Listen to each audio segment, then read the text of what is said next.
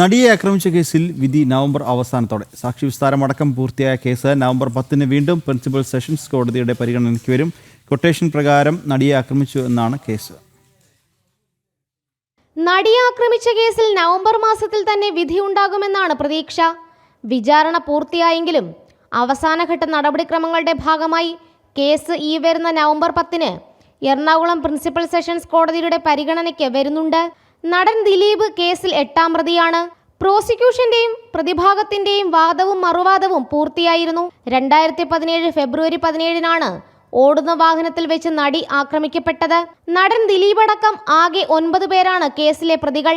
2018 മാർച്ചിലാണ് നടിയെ ആക്രമിച്ച കേസിൽ വിചാരണ നടപടികൾ എറണാകുളം പ്രിൻസിപ്പൽ സെഷൻസ് കോടതിയിൽ ആരംഭിച്ചത്. 7 വർഷത്തോളം വിചാരണ നീണ്ടു.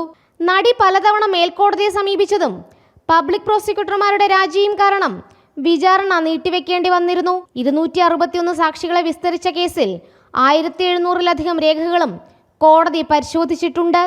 ജനം, കൊച്ചി.